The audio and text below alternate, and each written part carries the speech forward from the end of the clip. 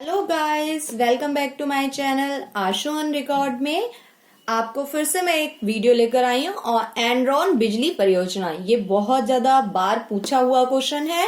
Enron बिजली परियोजना नेपाल की, तो इसके बारे में मैं आपको बताऊंगी। नेपाल अपार और बड़े पैमाने पर पन बिजली क्षमता वाला एक गरीब देश है।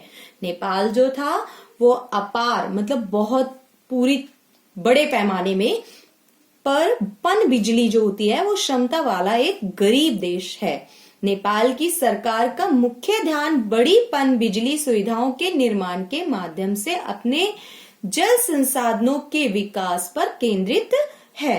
दोनों ही एनरॉन तथा नेपाली सरकार इस परियोजना को आगे बढ़ाने के लिए प्रतिबद्ध थे, परंतु ना तो सरकार और ना ही एनरॉन कॉरपोरेशन को निर्माण और एक विशाल पन बिजली सुविधा संचालन का अनुभव था।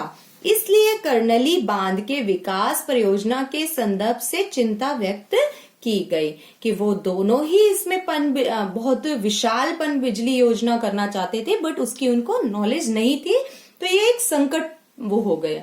नेक्स्ट है थर्ड पॉइंट, एनरॉन ने भारत और चीन को बिजली निर्यात करने के इरादे से परियोजना को विकसित करने के लिए 6 से 9 अरब अमेरिका डॉलर के निवेश का प्रस्ताव रखा था। कि जो एनरॉन था वो भारत और चीन को बिजली करना चाहता था, निर्यात करना चाहता था। इस इरादे से उसने ये परियोजना को विकसित करने के लिए 6 से 9 अरब अमेरिका को दिए। नेक्स्ट है, नेपाल में कंपनी का पहला प्रयास ही क्षतिकारक था। पहला ही प्रयास उनका विफल रहा। इतनी बड़ी परियोजना एक कमजोर आर्थिक आचार, संस्थागत क्षमता और बिगड़ती राजनीति संदर्भ वाले देश में कैसे खड़ी की जाएगी। वहां का जो राजनीतिक संदर्भ था वो भी सही नहीं था। एक कमजोर आर्थिक आचार था उनके पास। इकोनॉमिक्स फंड जो थी वो भी मतलब उसमें इन्वेस्ट करने के लिए इतना पैसा नहीं था। संस्थागत क्षमता भी नहीं थी। इस वजह से ये जो प्रयास है वो नहीं सफल हो पा रहा था।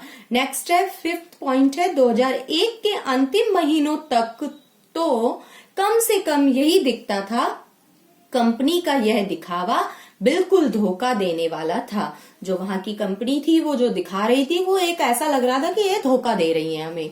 मूल रूप में तो एनरॉन एक निगम की मर्ग मरीचिका ही थी जो जनता को मूर्ख बनाने के लिए की गई थी। क्या था ये? जनता को मूर्ख बनाने के लिए किया गया था कि हम ऐसी कोई परियोजना कर रहे हैं जिसमें पैसे इन्वेस्ट कर रहे हैं, तो जिससे जो जनता होती है, आजकल जनता को तो पागल ही ज्यादा से ज्यादा बनाया जाता है। सभी सरकार के लिए बात करूं तो मैं, यह परियोजना लंबे अरसे से विवादों के घेरे में रही है और एशिया और पश्चिम दोनों के ही पर्यावरणीय विवादों और संरक्षण संगठनों ने इस तरह के विशाल बांध बनाने के खिलाफ दमदार तर्क रखे हैं कि इसके खिलाफ हो गए थे वो लोग।